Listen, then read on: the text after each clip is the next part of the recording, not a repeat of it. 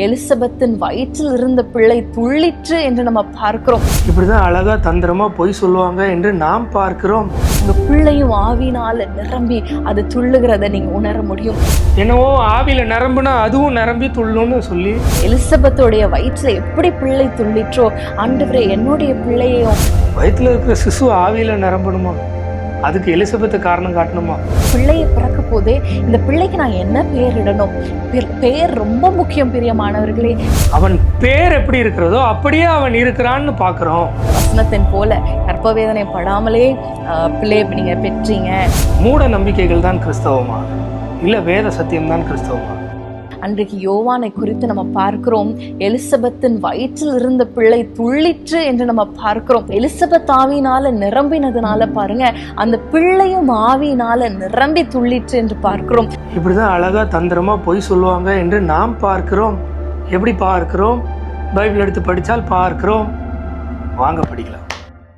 அந்நாட்களில் மரியாள் எழுந்து மலை நாட்டிலே யூதாவில் உள்ள ஒரு பட்டணத்திற்கு தீவிரமாய் போய் சகரியாவின் வீட்டுக்குள் பிரவேசித்து எலிசபெத்தை வாழ்த்தினாள்.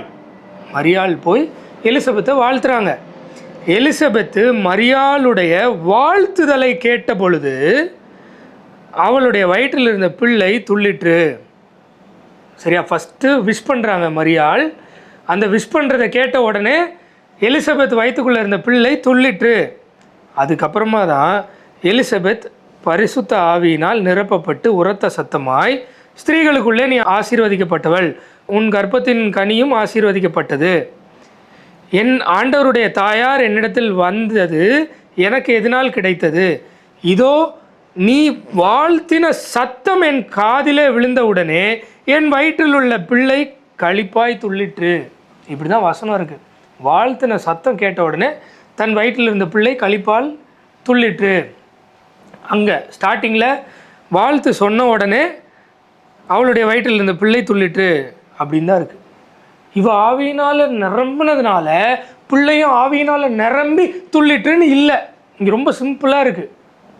ஆனால் இதை திரித்து எப்படிப்பட்ட உபதேசத்தை கொண்டு வருவாங்கன்னு பாருங்க. ஸோ ஆவிக்குரிய காரியத்திலும் ஆவிக்குரிய வளர்ச்சிக்காகவும் நம்ம ஜெபிக்கணும்.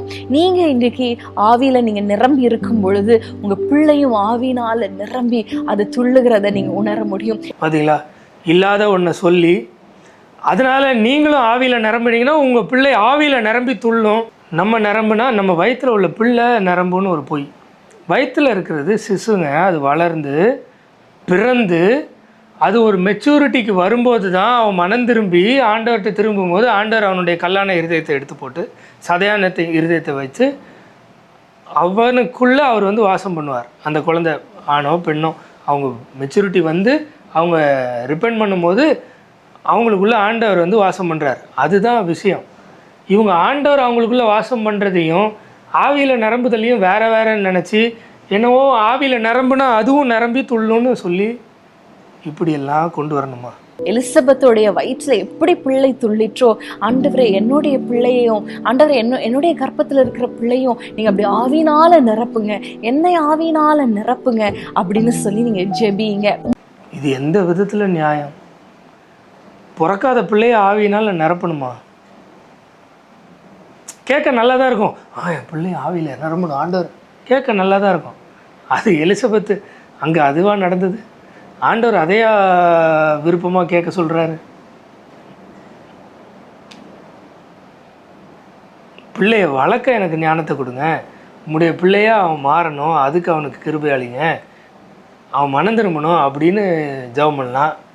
வயிற்றில் இருக்கிற சிசு ஆவியில் நிரம்பணுமா? அதுக்கு எலிசபெத்தை காரணம் காட்டணுமா? இந்த பிள்ளைக்கான பெயரையும் ஆண்டவர் நிர்ணயித்து வைத்திருக்கிறார். அதை நீங்க ஆண்டவரிடத்துல கேட்கணும். ஆண்டவரே இந்த பிள்ளையை பிறக்க போதே இந்த பிள்ளைக்கு நான் என்ன பெயர் இடணும்? பெயர் ரொம்ப முக்கியம் பிரியமானவர்களே. இஷ்டத்துக்கு நீங்க வந்து பெயரை வைக்க கூடாது. ஓகே, பார்சியலா இதை நான் அக்செப்ட் பண்றேன். என்னன்னா பேர் மேட்ரு தான், சும்மா இஷ்டத்துக்கு வைக்கல. பைபிளில் வந்து நிறைய காரண பெயர்கள் தான் வச்சாங்க. ஓகே, ஆனால் இவங்க ஒரு ஸ்டெப் மேலே போய் என்ன போய் சொல்கிறாங்கன்னு பாருங்கள். ஏன்னா வேதத்தில் ஒரு வசனம் இருக்குது, அவன் பெயர் எப்படி இருக்கிறதோ அப்படியே அவன் இருக்கிறான் என்று நம்ம பார்க்கிறோம். அவன் பேர் எப்படி இருக்கிறதோ அப்படியே அவன் இருக்கிறான்னு பார்க்குறோம். ஸோ நீ என்ன பேர் வைக்கிறியோ அந்த பேராகவே அவன் மாறிடுவான். அதனால பேர் முக்கியம் அப்படின்னு ஒரு பொய். 1 சாமுவேல் 25:25 என் ஆண்டவனாகிய நீர் நாபால் என்னும் இந்த பேலியாளின் மனுஷனை ஒரு பொருட்டாக எண்ண வேண்டாம். அவன் பெயர் எப்படியோ அப்படியே அவனும் இருக்கிறான். அவன் பெயர் நாபால், அவனுக்கு பைத்தியமும் இருக்கிறது. உம்முடைய அடியாளாகிய நானோ என் ஆண்டவன் அனுப்பின வாலிபரை காணவில்லை.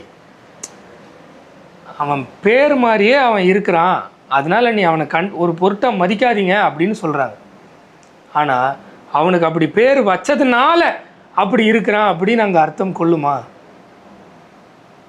கொள்ளாது. நம்ம இஷ்டத்துக்கு பேர் வச்சுட்டா கோடீஸ்வரன் அப்படின்னு பேர் வச்சதுனால அவன் கோடீஸ்வரன் ஆகிடுவானா? இல்லை பரதேசின்னு பேர் வச்சுட்டா பரதேசி ஆகிடுவானா? இல்லை. ஆனால் அதை ஒரு இதுவாக கொண்டு வந்து பேர் ரொம்ப முக்கியம், நீ என்ன பேர் வைக்கிறியோ அப்படியே ஆகிடுவான், அதனால அதுக்கேற்ற மாதிரி பேர் வைக்கணும், எக்ஸட்ரா எக்ஸட்ரா எக்ஸட்ரா ஆடான்ஸ் தேவையா? இதெல்லாம் எங்கே கொண்டு விடும்னா, இப்போ நீங்கள் பாருங்கள், அடுத்து ஒரு ஒரு ஒரு பொய்யை சொல்லி ஒரு உபதேசம் வரும், அதையும் காட்டுறேன். இப்படி தான் ஆரம்பிக்கும், சின்ன சின்ன பொய்யிலிருந்து கடைசியில் மிகப்பெரிய பிரம்மாண்டமான பொய்க்கு. இன்னும் ஒரு காரியத்தை குறித்து என் தாயார் இடத்துல பகிர்ந்து கொண்டாங்க.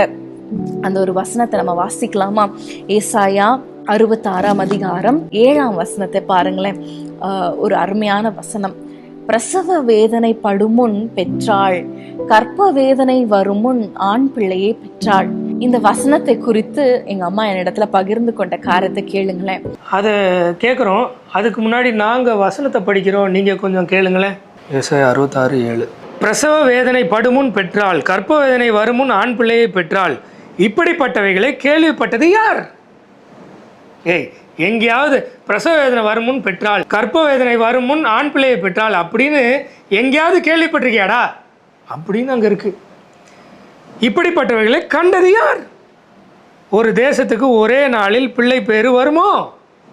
ஒரு ஜாதி ஒருமிக்க பிறக்குமோ?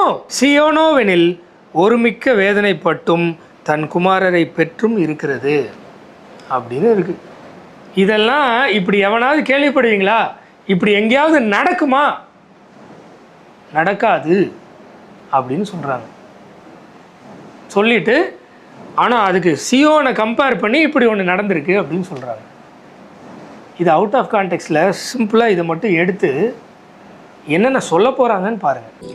என்னோட தாயார் கர்ப்பமாக இருக்கும் பொழுது, அந்த பிரசவ நாள் நெருங்கும் பொழுது, அன்றைய தினம் பாருங்க, என்னுடைய தகப்பனாருக்கு ஆண்டவர் இந்த வார்த்தையை காண்பித்திருக்கிறார். எப்படி இதெல்லாம் என்னது காண்பித்திருக்கிறாருன்னா, இஷ்டத்துக்கு இந்த மாதிரி தப்பாக நடக்க முடியுமா? இப்போ உண்மையிலே ஆண்டவர் இப்படி தவறாக வேறு ஏதோ ஒன்று சொன்ன வசனத்தை எடுத்து காண்பித்து இப்படி எதாவது செஞ்சுருப்பாரா?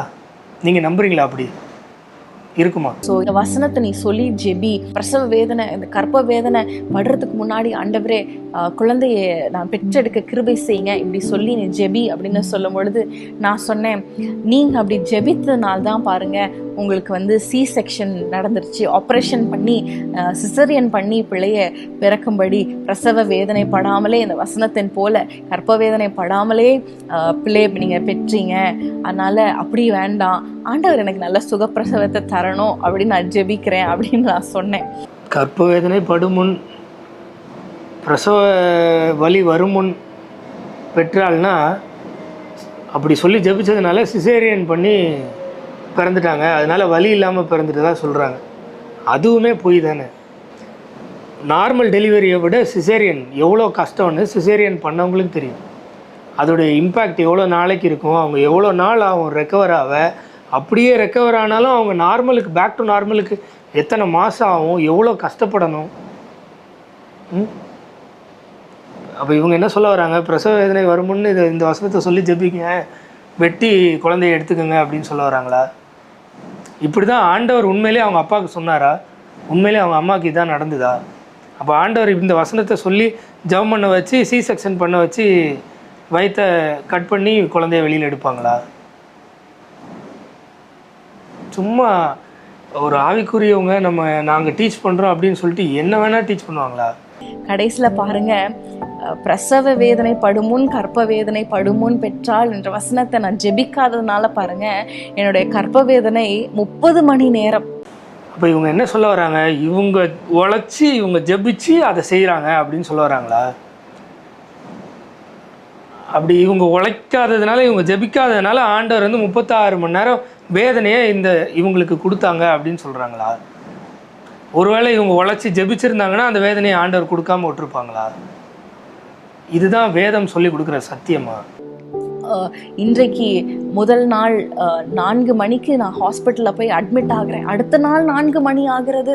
கர்ப்ப வேதனை குறையவில்லை, அதிகமாக ஆய்கொண்டே இருக்கிறது. பிள்ளை பிறக்கவில்லை. ரொம்ப கஷ்டம்.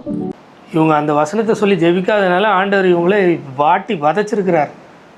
நாள் கணக்காக ரொம்ப கஷ்டப்படும் போதும் வாட்டி வதைச்சிருக்கிறார். நீ அந்த வசனத்தை சொல்லி ஜெபிக்கல, சாவு, வலி வரட்டும் உனக்கு. அப்படியா?